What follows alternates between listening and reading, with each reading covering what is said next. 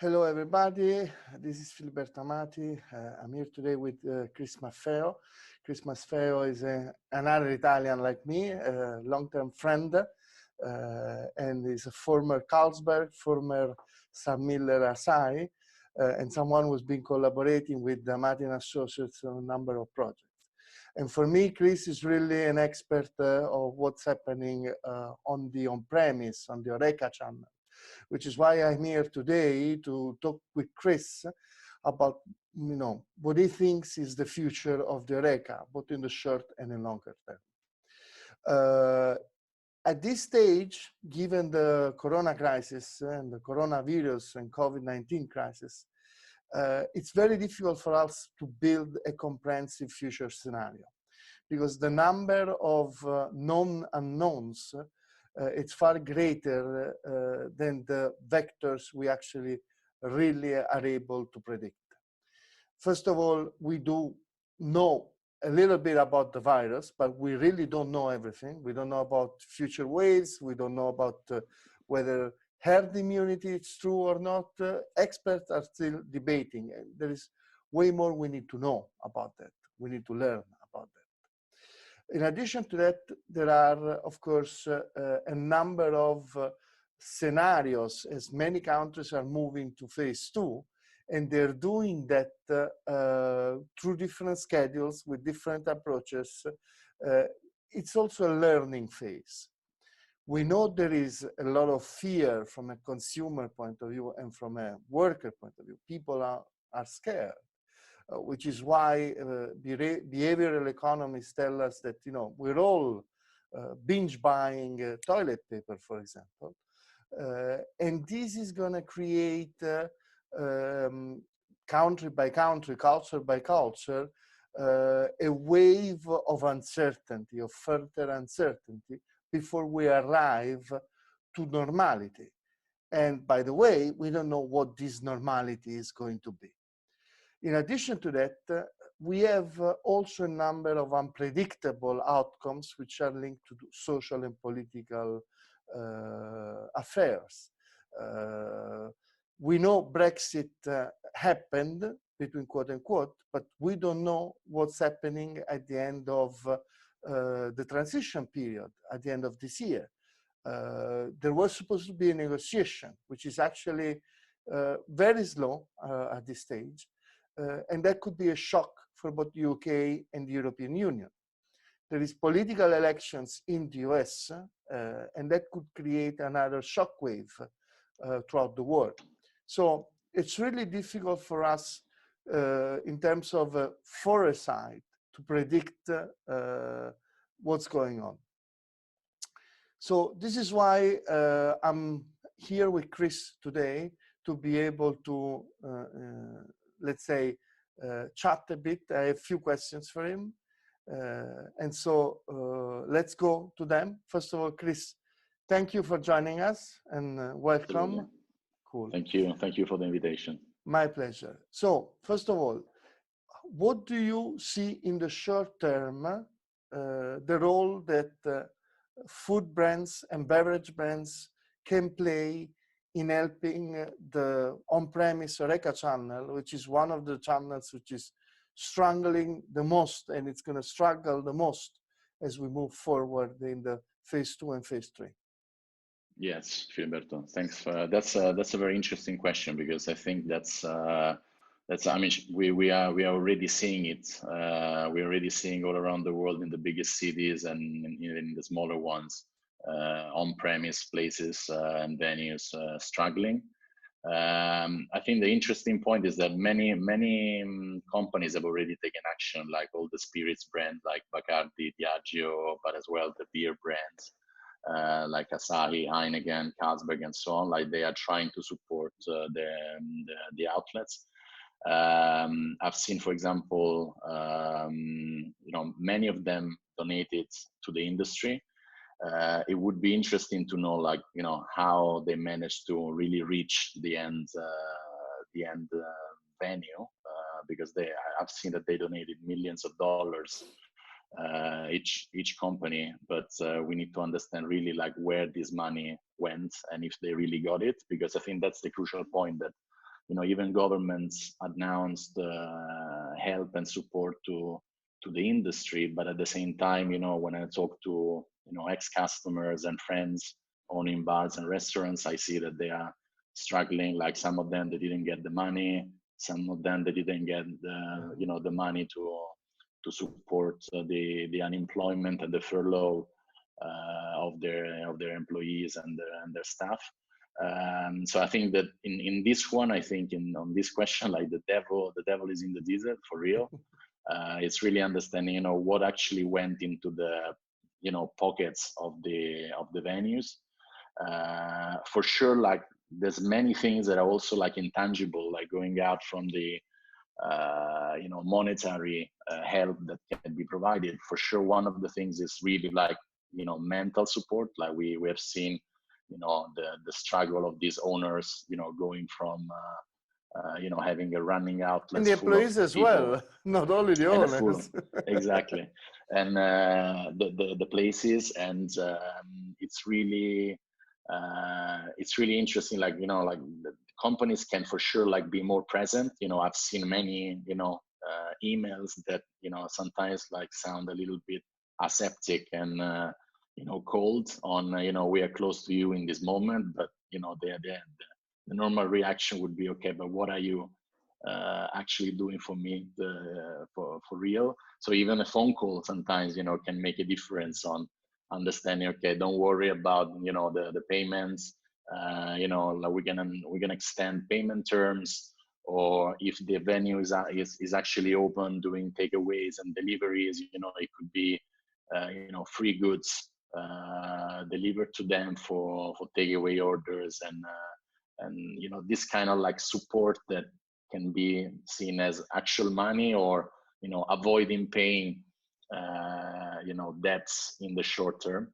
So I think these are the most important one that I can think of.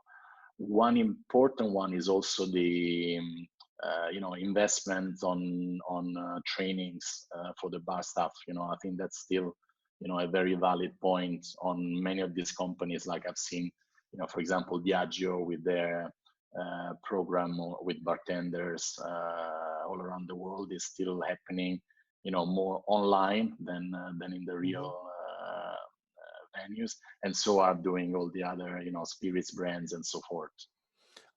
Let's keep for a second on the intangibles and this dimension of training, because we know, okay, so far that there is going to be a new normal.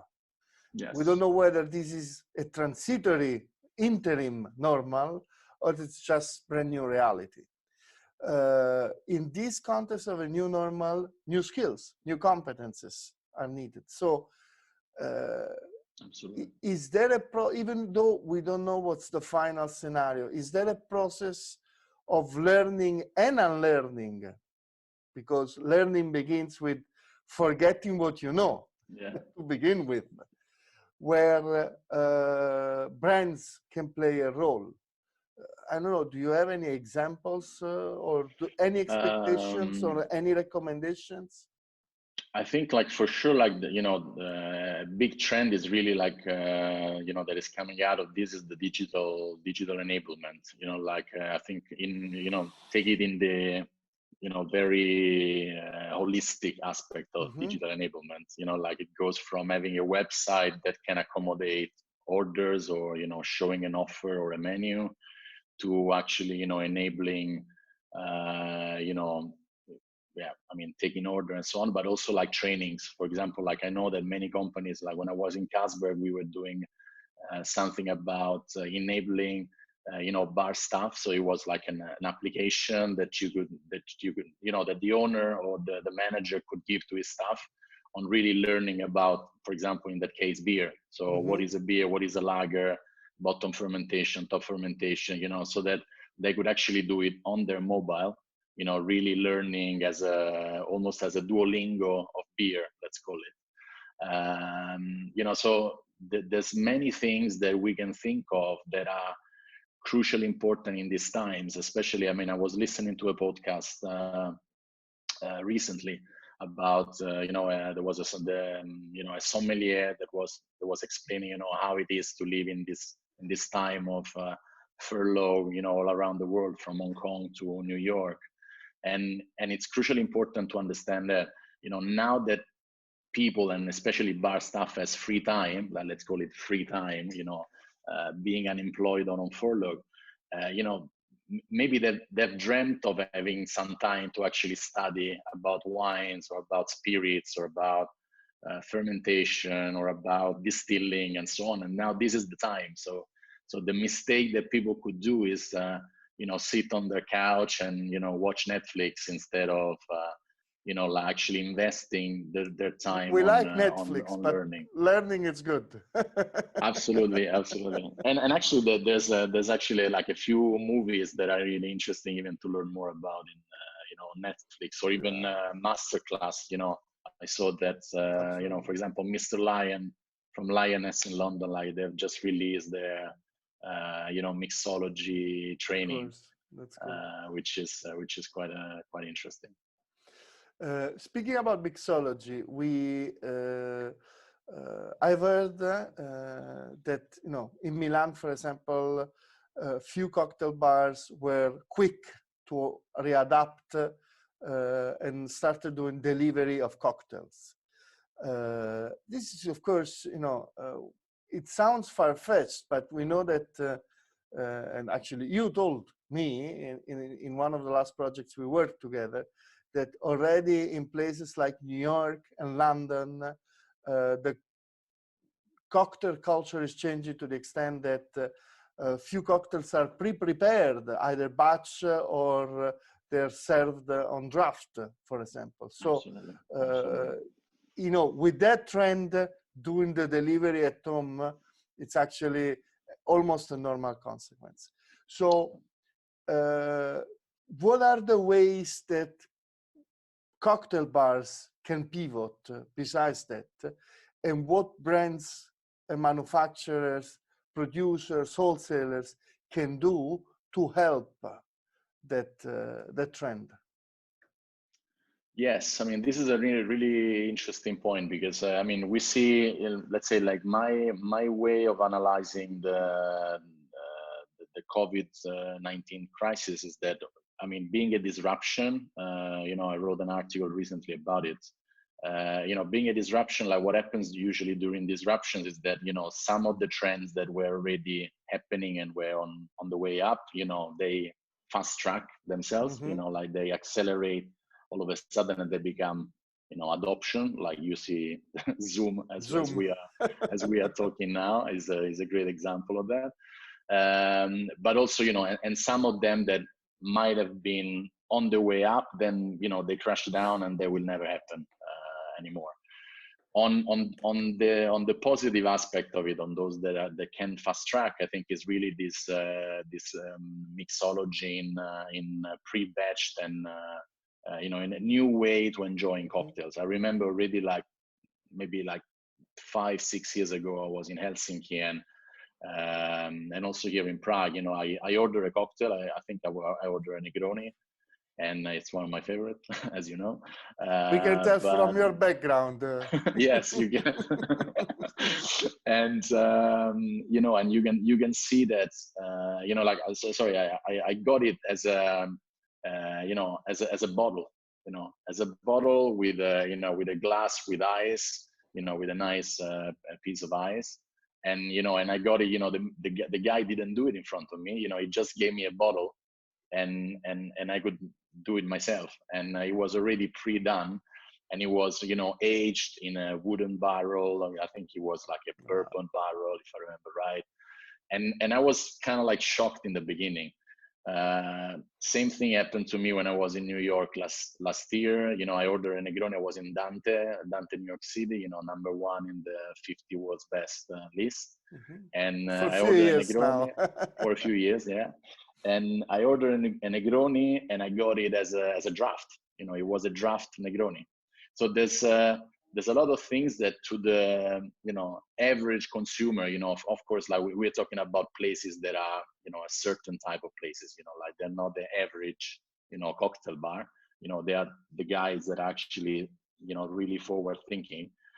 And of course, although they couldn't predict the COVID, they could predict, where, it could go in, deliveries and doing takeaway cocktails. So I know that there are some spirits brands, for example, that are already supporting, or at least they are looking into supporting, for example, draft cocktails.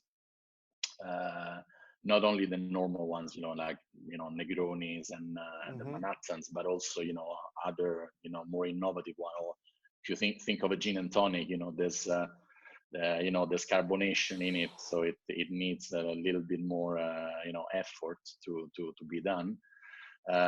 So that on the company side, but also on the bar side, like there's a lot of them, I can think of, Three Sheets in London, selling cocktails, in small bottles, like already, you can buy 6 Negroni for a certain amount of pounds, or, the same Dante, they do their martinis or their Negronis, take away. They do it take away if you go to the door, because, in New York,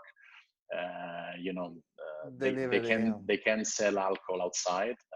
There was it was part of the measures, like to support the on-trade outlets. So they actually, it was funny. I saw on Instagram that they recycled their coffee cups, like the one to do latte takeaway, and they actually using it for Negronis or spritz and so forth. So that's a pretty interesting one. But also, like, then there are some smaller startups. I can think of, for example, like you mentioned Milan, Neo Cocktails in Milan. They are quite innovative already. Like between 2 and 3 years ago, they started to prepare this, squared boxed cocktails. Of course, on the most let's say famous cocktails, and they sell that. They're quite easy to transport. They go into a box. It's almost like a CD. It's almost an envelope, basically. It's a it looks like an envelope. It looks like a CD. Yes, a CD box, so you can slice it, and stock it quite easily. So there's a lot of ferment. Pardon the game of words on this. Like fermentation is one of the big trends for sure. I've even seen it in the vacuum. I've seen some cocktail bars that are selling, like, vacuumed cocktails. So it looks like it's a soft kind of like an ice pouch, ice pouch, and inside there is a Negroni or a martini cocktail and so forth. So in that sense, you could say that because traditionally the bartenders, the mixologists, their core competence was actually mix the drink and serve it, and there is experience, and of course there is all the flair, which of course at this point it's gone. But then brand owners and manufacturers and brands in general were actually the expert on the logistical side. So, how to better pour something into a bottle for transport, or introducing pouches, new delivery mechanism, or even having. For sure. So in that sense, we could say that brands should probably try to figure out a way to bring the knowledge and in the form of an innovation to the bartenders, so that they can actually find better ways in coping with this pivot from on-premise to delivery and takeaway. Absolutely, and also I would also add to your point the the importance of making sure that they are part of the game, because at the same time, in the moment of the pre-batching or the mixing, of course, like brands lose control of what's in the drink, because even as a consumer, I don't even see which bitter they use, which vermouth they used, and so forth. Of course, the innovation are often, coming from the smaller players, from the craft, craft guys.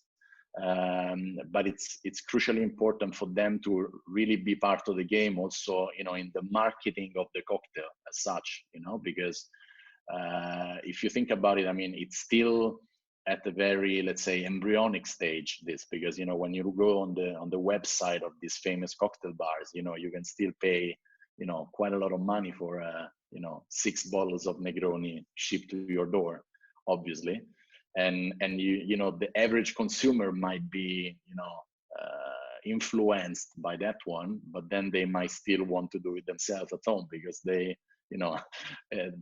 they might not be able to afford it, or like it's still not reached, so I'd rather buy 3 bottles of bottle of gin, bottle of bitter, bottle of vermouth, rather than buying 6 small bottles and then pay probably even the same amount of money.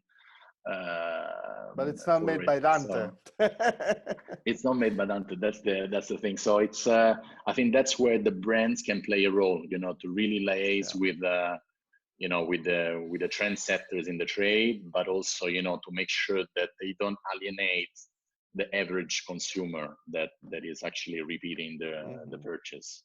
Yeah. In terms of innovation on the on-premise for when they open, okay, beyond the current pivot, everybody's talking about the touchless economy or low-touch economy. Do you think we will see the emergence of more robots in preparing and our food, our drinks, and delivering our food and our drinks? Beyond of what's happening in Japan or China, for example. Yeah. Or what kind of automation do you see it's gonna? I mean, if you ask me, I mean, if you ask me like this, like robot as such, I would say not really. I don't see it happening. Like it can be like some, let's say, test drives, and it's like the automatic, automated driving and so on. It's still like a thing of the future, in my opinion, if you ask me. What if you ask me, like let's say, connected to what I was saying before about the digitalization and the digital enablement, I think that that's for sure going to be speed up. If you think of like the economic and financial problems that all the outlets are, bars and restaurants are getting now, I think what's crucial is really take control of the bottom line, and of course you do that by managing your stock, is one of the main things, and also of course managing the revenues and the revenue and profitable management of the places. So there are solutions that are enabling that, like it goes, there are, if you think about the current situation, there are the pen and paper guys, like the one that are still taking the order, pen and paper, and they shout it at the kitchen, and then the kitchen does it, and on that one it's all about the people, and there's no, let's say, digital control of the stock management and so forth. Then there's the super high tech solutions on billing and cashiers and reservation and table allocation and so forth.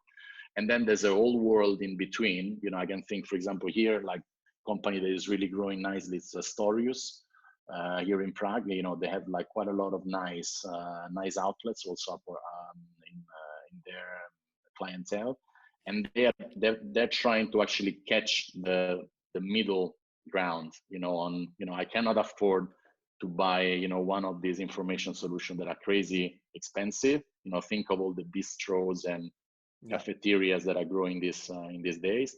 But how can I control that my stock of whatever, salmon or eggs or avocados or bread can be controlled, and I don't incur into overstocking and so forth. So I think that one will be more and more present, because people will want to see more of that. And I think on that one also, the brands can play a role, because for them to really have information about the last mile, it's crucial, because now when they go through wholesalers, of course, they miss that, last mile. Of course. Apart from outlets where you ship directly, then of course you have all the information on sell in and sell out. But if you think of places that they go on, wholesalers or distributors, then you cannot really take control. And it would be interesting to understand, okay, how can you do it? And, how much is a beer in the vicinity of this area, or how much is a cocktail in the vicinity of this area? Of course, taking care of the GDPR and all the important privacy information, but you can still, aggregate the data like Google does with Google Maps, for example, and get really interesting insights out of it, I would say. Yeah, on this topic of innovating, because and data, there is a lot of things which don't exist yet. And I remember the first company I worked with was Procter & Gamble back at the end of the 90s. And they were really interested in breaking the monopoly back then of the online market research. And since they didn't see any further players coming up at that point, they actually created their own company. Okay. Oh, wow. They spun it off and then they sold it, because they wanted to push the envelope and they wanted to make sure there was more competition for better quality, for better pricing, and they wanted to grow the market. Do you think that producers should actually either alone or in consortium try to bridge this gap, this data and technology gap that we see? Or is this That's an wishful interesting thinking? one. I don't know. I mean, I think, I know that, many of the companies that I'm working with and that I've been in touch with in the last months, they're all going through a digital transformation, so that is surely part of the agenda. The thing is that the digital transformation agenda is so broad that, if this is part of it, it's one of the elements. And for sure, there's a lot of companies and startups that are already, at the, higher level in know-how and, problems and, fixing problems and learning from their mistakes. So one way could be, to do the same way that, for example, beer companies have been doing with craft beer brands. Like it's rather, through acquisition than by creating their own startup and then selling it. It's more like by letting somebody else creating it and buying it rather. But it's an interesting point. I didn't think about it. For sure, the information is crucial and is key. Both the big data, but also the small data, because let's not forget the, qualitative type of research, which is, what we do when we do some projects together as well. And it's, it's a crucial aspect that, companies should never forget. I don't know if they will manage to internalize it, or if they are, if they will let, more consultants like us to do it for them, because they are busy, on their, everyday agenda rather. I understand, but on the other end, and that's where I think the challenge is, some of these data are gonna make or break, with the volatility and uncertainty, a lot of players in the on-premise. Sure. Well, by the way, you can give them data, okay? You can give them free and cheap data, but a lot of bar owners are very good at running a bar. They are clueless about running inventories. Absolutely. It's not only about, which, by the way, producers and manufacturers are probably much better off. They have a much better understanding, but they have no data. Absolutely. So probably, I think it's also part of the new context, which is coming from this increased volatility and increased uncertainty, where probably players can, brands can play a role which is useful for themselves, but it's also Yeah. avoiding extinction, mass extinction in the on-premise, which, by the way, they're going to pay the cost of as well. Yeah.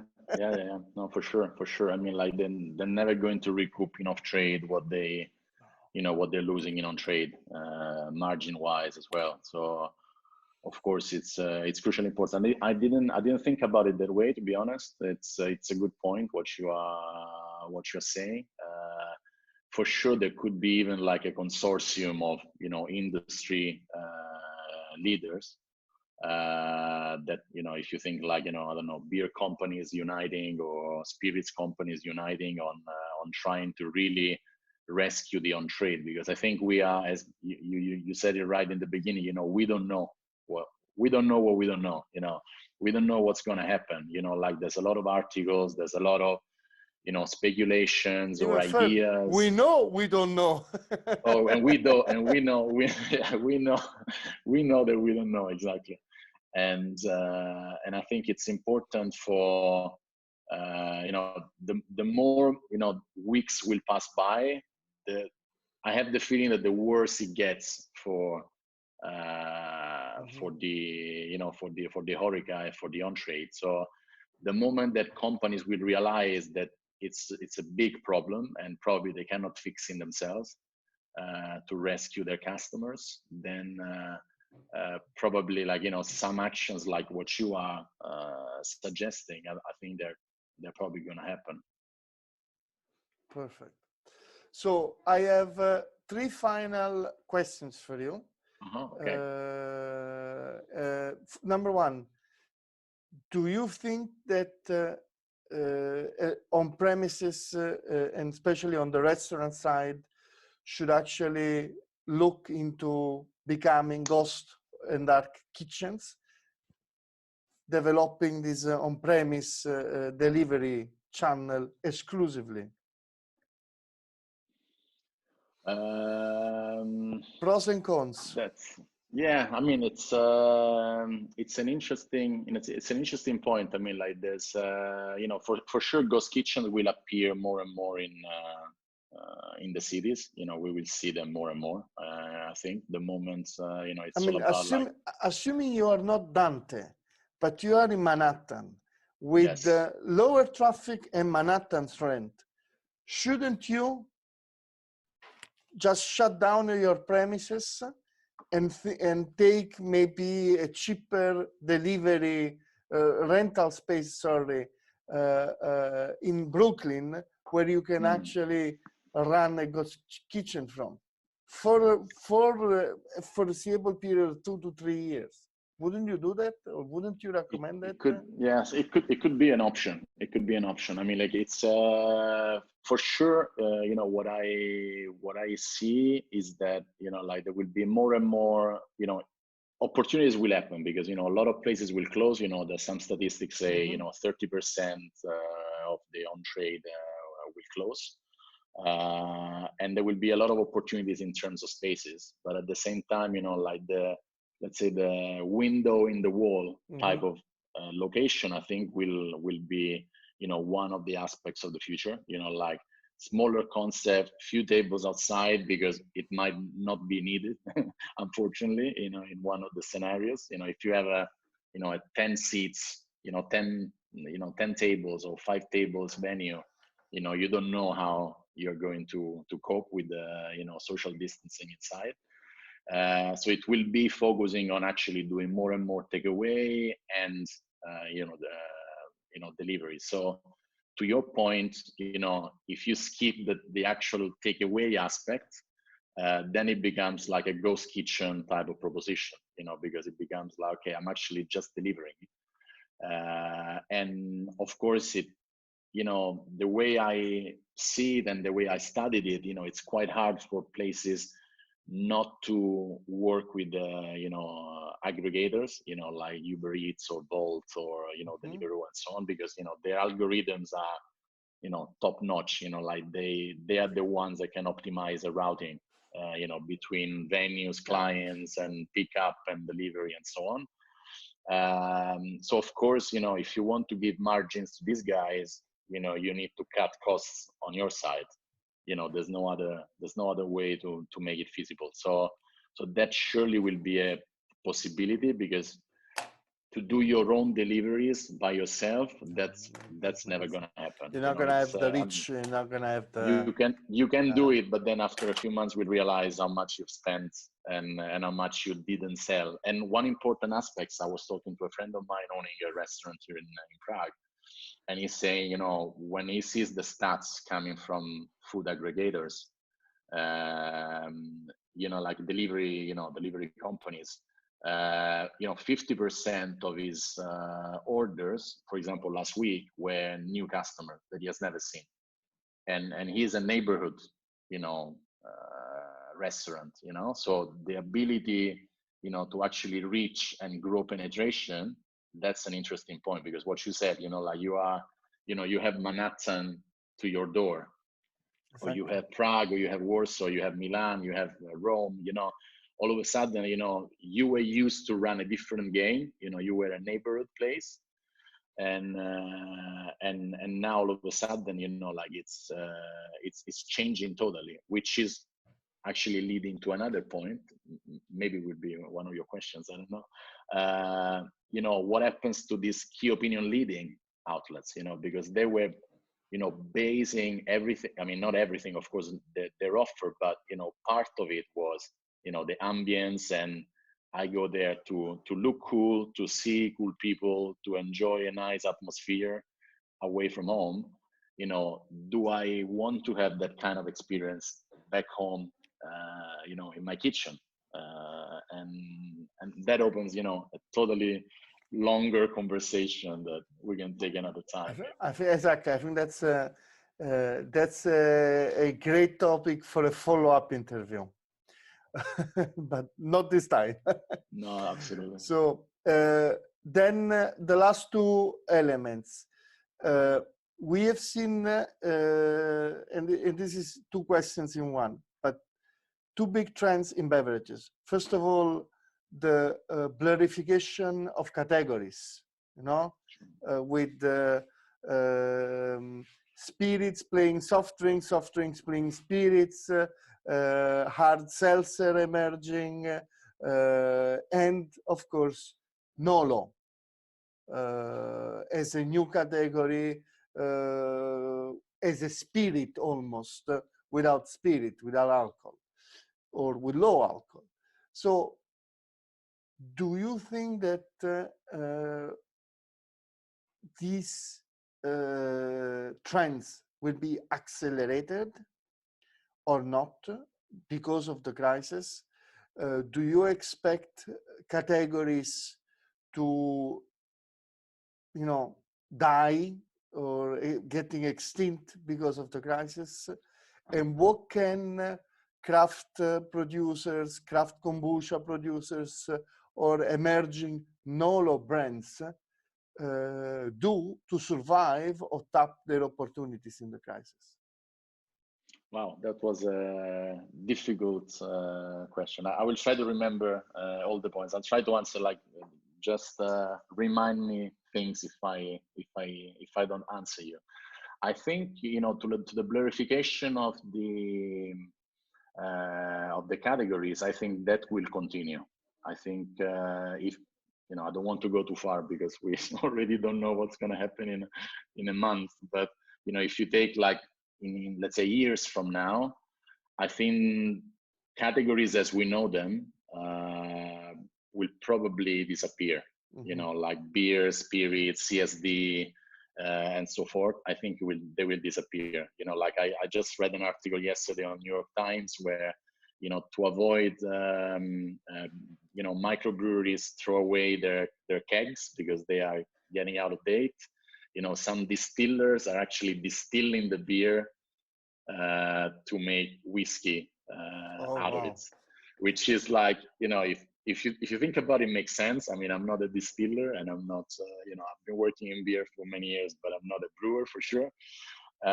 But it was amazing to read it, because it's about blurrification, it's about circular economy, it's about waste management, it's about many things at once. It's a green economy and so forth. So that leads to the other point, which is Nolo and Mm-hmm. hard seltzers and so on. So if you think about hard seltzer and Nolo, which sounds the opposite in one way, because in one way you are not having alcohol in a distilled product, and in the other one you are Mm-hmm. having alcohol in a in a seltzer or in a soda water.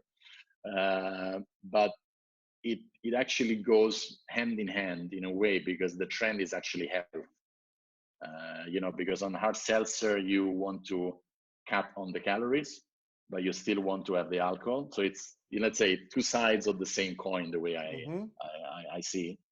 So on one end, I want to have less calories and still, enjoy the alcohol effects.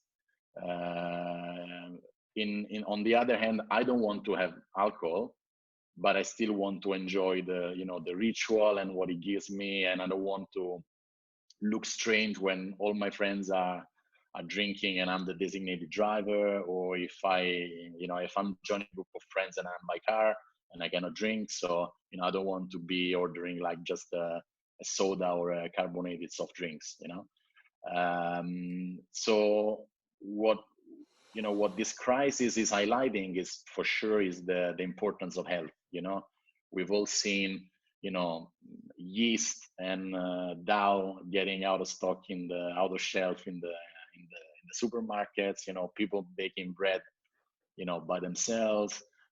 There is an element on, I saw a post on Facebook yesterday of a friend of mine posting, I just paid this much money for this 800 grams of bread, and per kilo the price is almost like meat.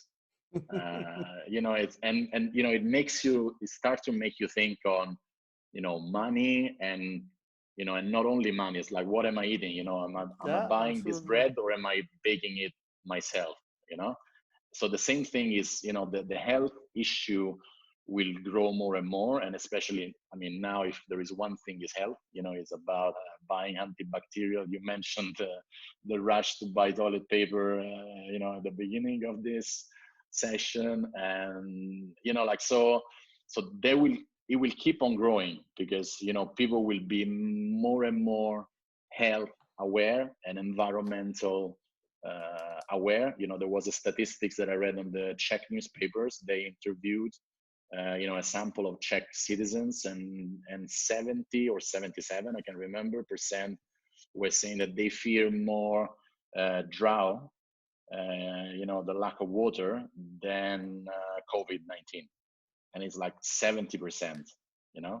So it makes you think, like, sometimes on the media, all we hear is, not sometimes, every day on the media, what we hear is about COVID, but there's a lot of other issues that have not disappeared from the world, Yes. and they will keep on being present in our life. So I think that's important.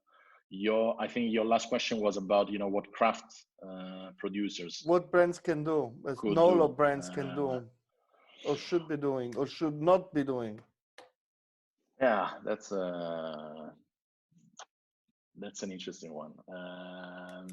I think, for sure, they need to get more and more present. It's, for sure, it's about distribution, tailored distribution. Mm-hmm. One thing that I've been thinking about, it, I honestly don't have an answer yet, is about distribution on distribution channels. We spoke many times about not going too wide when you're launching a brand, especially when it's a premium brand, to go through a seeding phase. But at the same time, now the distribution channels are kind of like shifting. They're changing, and they are some things are happening. So, for example, Nolo brands is that, are you present in supermarkets, online stores? That would be my first question. Is like, are you available? Because, or are you because, like, they were seeding the mainly to the on trade, and especially to the key opinion leading outlets, and now the key opinion outlets are gone for now, so to say. So what is your presence? What, how are you keeping up with the mental availability and, share of throat on that one? But at the same time, there could be a backlash, because then all of a sudden you have opened up, to off trade key accounts, and you never know what's going to happen after you you give your soul to the key accounts. So drink with moderation, develop with moderation. for sure, exactly. So that's the and as you said, rightfully in the beginning, unlearn what you know, in a way as well, because some quick decisions done in urgency might be the wrong ones, and that's what brands should be aware of and always remind themselves. Cool. Thank you very much, Chris. We will definitely talk to each other soon. We have so many other aspects about the future of the on-premise, especially on the brand building side, to investigate. And thank you for now, and I hope to see you soon. Thank you, Filiberto. I appreciate the opportunity, and looking forward to talk more with you about future trends. Thanks, Chris. Bye-bye. Bye-bye.